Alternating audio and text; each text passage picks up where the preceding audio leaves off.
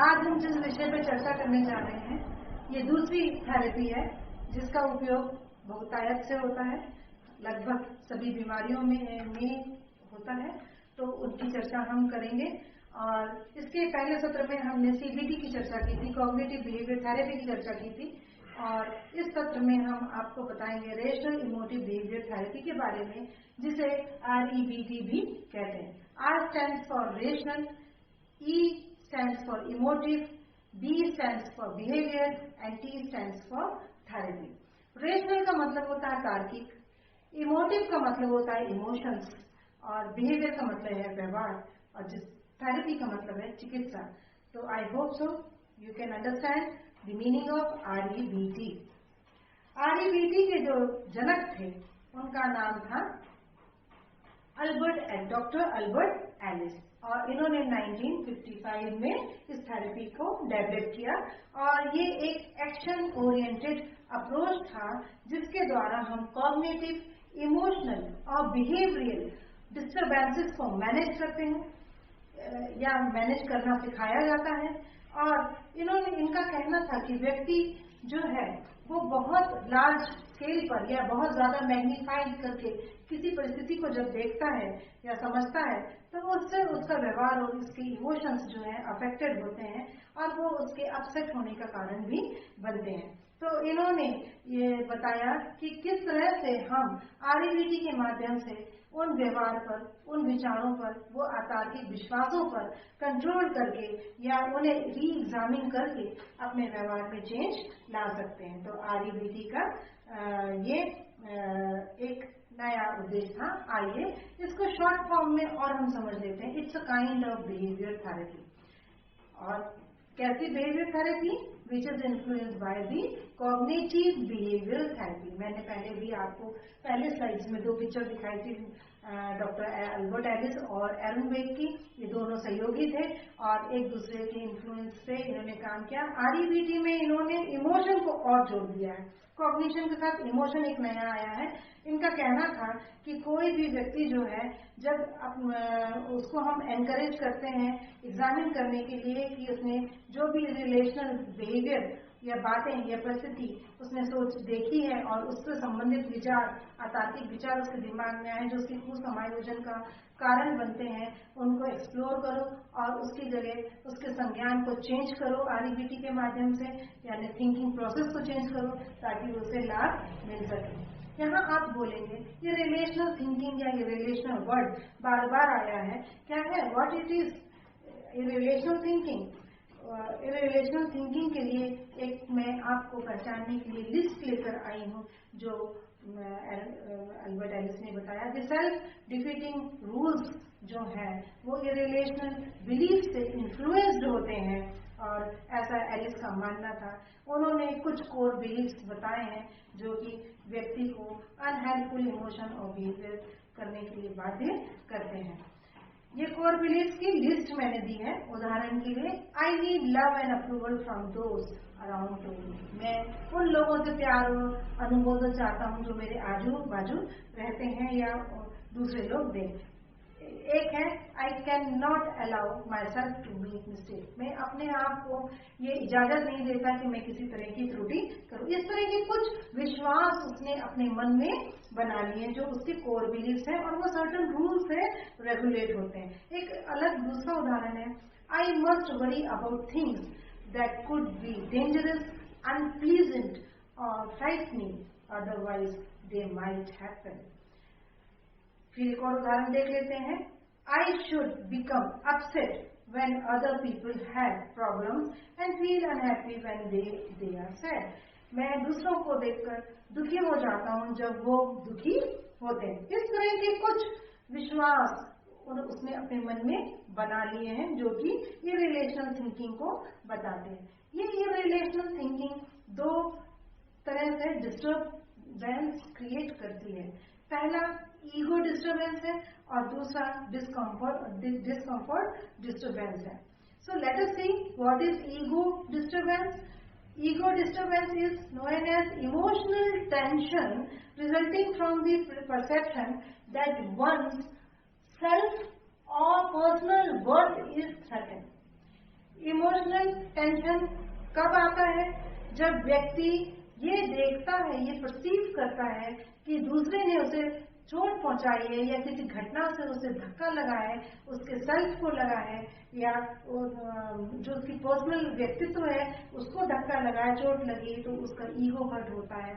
और ये इससे जो प्रॉब्लम क्रिएट होते हैं उसके कारण वो अवॉइडेंस ऑफ सिचुएशंस और फेलियर और डिसअप्रूवल जैसी एक्टिविटीज को अपनाता है। सेकेंडली, ईगो डिस्टर्बेंस का जो उदाहरण दिया है वो ये है, looking to other people for acceptance. ऐसा व्यक्ति हमेशा अनुमोदन चाहता है दूसरे लोगों से कि लोग मुझे एक्सेप्ट करें, उनकी अनुमोदन मुझे मिले, और अनअसर्टिव बिहेवियर वो दिखाता है जो कि फियर और दूसरी चीजों का कारण बनते हैं, फियर और एंजाइटी क्रिएट करते हैं। यहाँ हम दूसरे इरिलेशनल बिलीफ जो इन्फ्लुएंस होते हैं वो है डिस्कम्फर्ट, डिस्टर्बेंसेस। ऐसे डिस्टर्बेंसेस जो व्यक्ति को डिस्कम्फर्ट जोन में लेकर आते हैं, ये डिमांड्स हो सकती हैं दूसरों के लिए, जैसे people must treat me right. आप डिमांड कर रहे हैं कि दूसरे लोग आपके साथ अच्छा व्यवहार करें, और या फिर the circumstances under which I live must be the way I want, यानी मैं जिन परिस्थितियों में जी रहा हूँ मैं वो परिस्थितियां चाहता हूँ जिनको मैं अपनी शर्तों पर जी सकता हूँ। तो इस तरह की बातें अगर उसके साथ नहीं होती तो वो डिस्कम्फर्ट जोन में आ जाता है।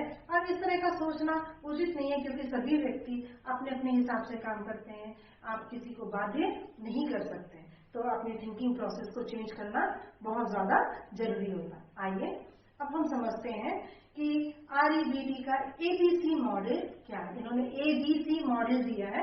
इस मॉडल के द्वारा हम समझते हैं कि REBT किस तरह से काम करता है। Here A stands for activating event, B stands for beliefs, thoughts, attitudes, assumptions of that person, and C is related with consequences, feelings, emotions, behavior and actions. यहाँ आप समझ गए A, B और C। A जो है व्यक्ति की परिस्थितियों, घटनाओं और इवेंट से जुड़ा हुआ है। B उसके वो कोर बिलीफ्स या विश्वास हैं, चिंताएं हैं, उसकी विचार हैं, अभिवृत्तियां हैं जिसको वो एज्यूम करता है। और C वो कॉन्सिक्वेंसेस है जो कि उसकी फीलिंग, इमोशन, बिहेवियर और एक्शन से जुड़े हुए हैं। तो मॉडल ऑफ ABCs को यहाँ पे दिखाने शुरू किया है। A means activating event, B means behaviour और बिलीव्स और थॉट्स, और C मीन्स कॉन्सिक्वेंसेस। तीनों ही इंटरकोरिलेटेड है। जैसे ही व्यक्ति किसी घटना को सोचता है तो उसके से संबंधित फीलिंग्स उसके मन में आती हैं, जो कि उसके कोर बिलीफ से, जिनकी चर्चा अभी हमने की है, उससे अफेक्टेड होती हैं, इन्फ्लुएंस्ड होती हैं, और वो व्यक्ति को किसी कॉन्सिक्वेंसेस के लिए बाध्य करती हैं। और ये कॉन्सिक्वेंसेस अगेन उसके थॉट प्रोसेस को बाध्य या उससे जुड़ा हुआ या इन्फ्लुएंस्ड करता है। REBT employees the ABC framework. ABC framework जिसकी चर्चा भी मैंने की उसको फॉलो करता है। A activating event, B means beliefs और C मीन्स कॉन्सिक्वेंसेस। यहाँ पर मैंने आपको उदाहरण के द्वारा भी इन्होंने बताया है।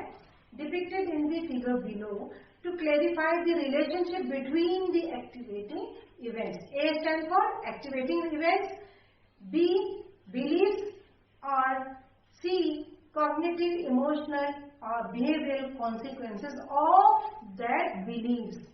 तो यहाँ A के बारे में मैंने यहाँ बता दिया, B भी बता दिया और C भी बता दिया, और तीनों को मैंने बॉक्स में क्लासिफिकेशन के माध्यम से समझाने की कोशिश की है। एक और बात जो आती है वो मैं बताऊंगी, which is very important. The figure below shows how the framework, अभी इसकी स्लाइड्स के बाद आएगा। The figure below shows how the framework distinguish between the one. आप उदाहरण के माध्यम से समझाने की कोशिश करूंगी। पहला, इफेक्ट ऑफ रेशनल बिलीफ। यहाँ मैंने रेशनल और इरिलेशनल का मतलब आपको बताना। रेशनल मतलब तार्किक, जिसका भी कोई आधार है, कोई तर्क है, वैसे विश्वास।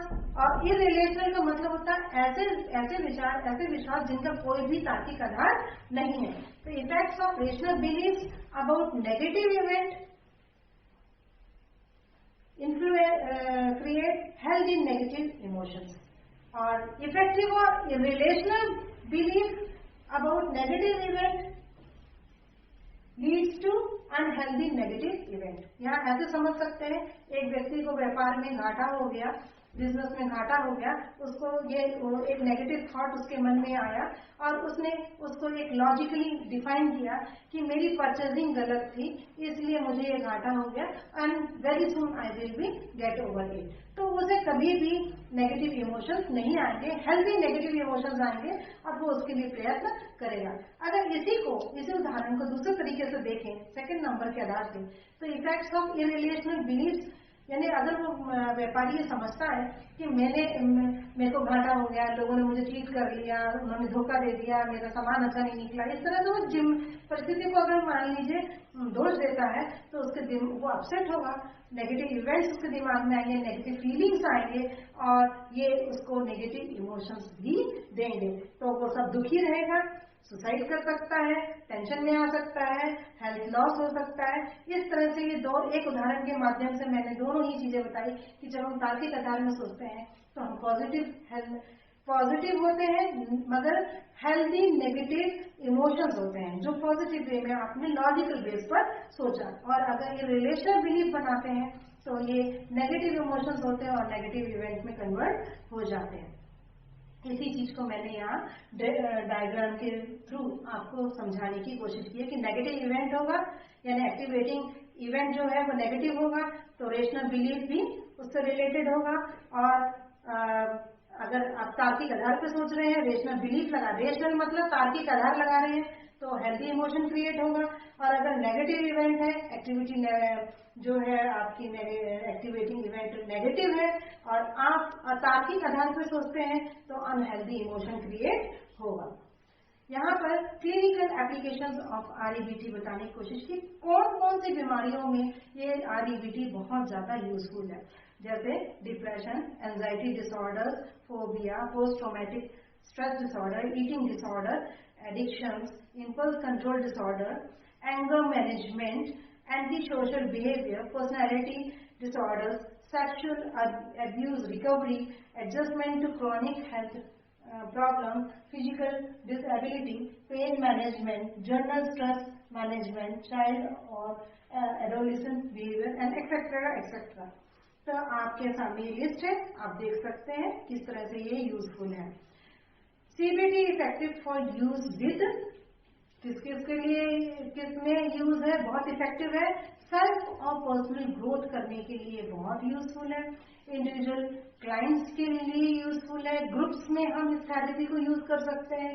मैरिटल अफेयर्स और मैरिज लाइफ या रिलेशनशिप के लिए भी ये बहुत यूजफुल है. फैमिली के लिए भी एप्लीकेबल है. इवन आप जहां काम करते हैं वर्क प्लेस पर भी ये बहुत ज्यादा यूजफुल है. परंतु REBT देते समय हमें एक जो की पॉइंट अपने दिमाग में रखना है वो ये है कि कॉग्निटिवली इम्पेयर्ड लोगों के ऊपर, जिनको संज्ञानात्मक क्षति है, कोई मस्तिष्क रोग है, कोई इंजरी है, कोई ब्रेन इंजरी है, संक्रामक रोग है, या माइंड एंड बॉडी साउंड में नहीं है, या वो सीवियर बैडनेस है, ऐसे केसों में हम REBT का यूज नहीं करते हैं. तो यहाँ रेफरेंसेस हैं, आप उनको देख सकते हैं, लिंक्स को भी देख सकते हैं. So thank you. Stay with me till next my video. Don't forget to press the bell icon and subscribe my channel Psychology Tutorial by Dr. Mamta Awasthi. So once again, thank you.